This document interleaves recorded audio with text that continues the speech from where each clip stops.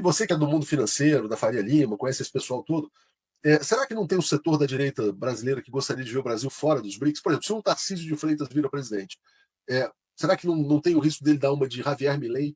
E a Argentina não chegou a entrar, mas poderia ter entrado e saiu antes de entrar. Você acha que a presença do Brasil nos BRICS é uma coisa consolidada? Eu acho que realmente a gente corre esse perigo, tá, Léo? Se a gente, porventura, por uma obra terrível da natureza, né, a direita voltar ao poder no ano que vem, na eleição do ano que vem, a gente corre o risco realmente de sair do BRICS por esse alinhamento automático que a ultradireita do Brasil tem com os Estados Unidos, né? E, obviamente, o governo Trump vai pressionar, dado um governo de ultradireita no Brasil, vai pressionar que o Brasil saia do BRICS. Eu acho que o Brasil precisa reforçar a sua posição no BRICS, né? Eu acho até tímida essa adesão do Brasil ao BRICS, né? Eu acho que foi um erro estratégico não ter aceitado a inclusão da Venezuela, né, no bloco, e o Brasil precisa abraçar de vez esse bloco contra-hegemônico, né? O Brasil, por vias diplomáticas, que a gente sabe que o Itamaraty tem essa dificuldade, né? O Itamaraty tem essa postura aí de ficar em cima do muro. Então, eu acho que o Brasil, em algum momento, tem que tomar essa decisão de abraçar com mais contundência, né, a sua inclusão no BRICS, fazer com que o bloco prospere, né, que o bloco cresça realmente como uma potência, um bloco, né, um grupo contra-hegemônico, né, anti-imperialista, anti-sistema imperialista, porque eu acho que essa posição econômica de força, na realidade, tem muito mais a trazer benefícios para o Brasil do que malefícios, né? A gente não precisa ter esse medo das retaliações do sistema imperialista americano. Por acaso, Comor, no dia de hoje, no dia da gravação dessa entrevista, né, 2 de julho, o presidente Lula levantou esse cartaz, taxação dos super ricos. Né? Aqui no o Brasil não passou por não passou por uma revolução não está no horizonte, aparentemente. Né? Então, o que o presidente Lula está defendendo, no final das contas, é quase que uma social-democracia europeia, né? Quer dizer, um mínimo de justiça tributária, e ainda assim a reação é muito grande. Né? Você já falou sobre isso, mas como é que você vê essa imagem aí, quer dizer, do presidente Lula com esse cartaz? Eu acho sim, eu até falei em alguns programas que eu participei no passado que em algum momento o governo ia precisar fazer um enfrentamento, né? Eu acho que tentar conciliar com esse Congresso é a gente se enganar. A gente sabe que nos bastidores não existe essa possibilidade de conciliação com o interesse econômico, né? O interesse econômico vai sempre manobrar para evitar que você aumente a tributação dos mais ricos. O Brasil é um país extremamente desigual e a nossa tributação é extremamente regressiva, né? Então, você não mexer no imposto dos mais ricos, a gente não consegue resolver o nosso problema. Na verdade, o nosso problema fiscal está nesse arcabouço fiscal que foi aprovado. Né? Por mais que a gente consiga aumentar a receita, a gente está amarrado ali aonde gastar essas despesas. Né? E as despesas que vai realmente em benefício das classes mais necessitadas é investimento em saúde e educação, principalmente. Né?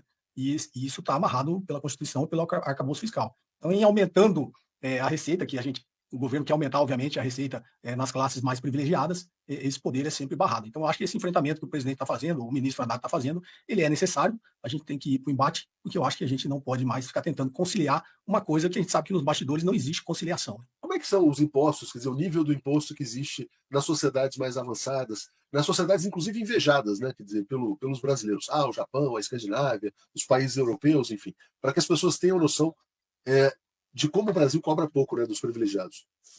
Na realidade, o período de maior bem-estar na sociedade foi justamente na reconstrução do mundo no pós-guerra, né? Esses 30 anos ali depois de Bretton Woods, até o início da década de 70, é reconhecidamente o período em que a humanidade passou pelo maior período de bem-estar social, né? E esse bem-estar social é financiado fiscalmente, né? Por isso que a Europa tem um problema fiscal até hoje, né? Com o fim do acordo de Bretton Woods, principalmente depois do acordo de Plaza, a Europa não consegue mais financiar esse estado de bem-estar social sem ter algum tipo de crise econômica, né? Mas se você vai para os países europeus e vai para o Japão, a gente realmente tem essa impressão, né, de um nível de igualdade maior na sociedade e uma carga tributária muito mais alta para as classes mais ricas, né?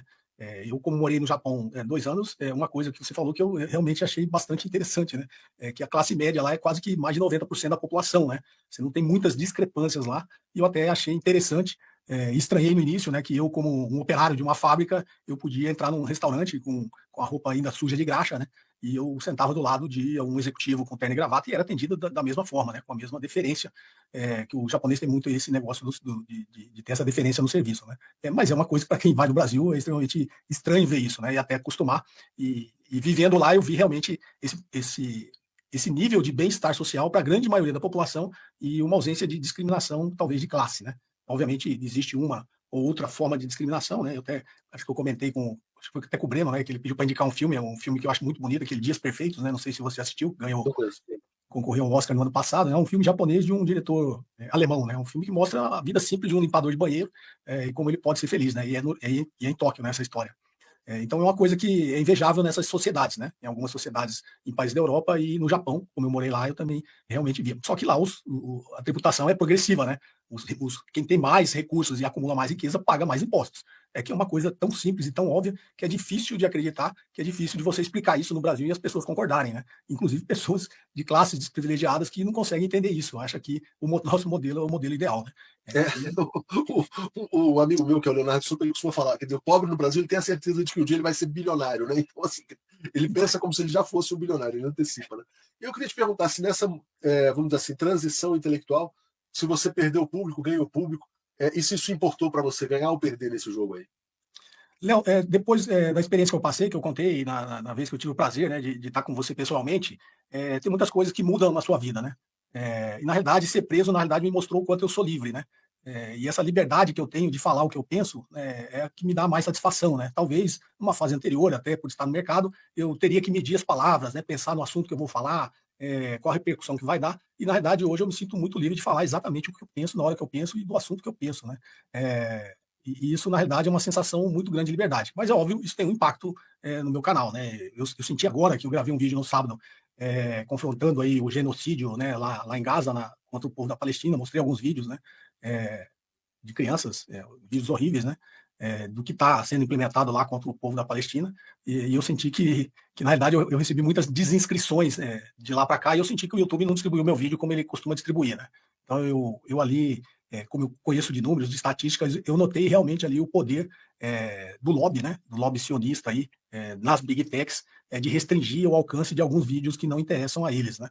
Mas como eu te disse, eu sou livre, eu não vou deixar de falar por isso, não é esse o meu objetivo, né, de ficar só ganhando inscritos, até porque o meu canal cresceu no início, depois ele parou e voltou a crescer agora, e eu não estou muito preocupado com isso, né? Eu estou preocupado em falar exatamente o que eu penso, defender as ideias que eu acredito, e o que eu acredito atualmente é que a gente precisa caminhar para uma sociedade melhor, mais igualitária, e um mundo muito mais humano, né? E o que está acontecendo lá em Gaza é uma coisa inacreditável, o mundo não pode aceitar aquilo, e até me revolta, né? Como grandes nações, eu até cito no vídeo que eu acho que o único grande estadista que realmente fala isso abertamente é o presidente Lula, e a gente está carente aí de líderes mundiais que realmente condenem o que está acontecendo lá em Gaza, e saiam, até porque é uma coisa ao nível do que aconteceu no Holocausto, na Segunda Guerra, só que agora é televisionado e todo mundo sabe o que está acontecendo, vê isso em tempo real e ninguém faz nada, né?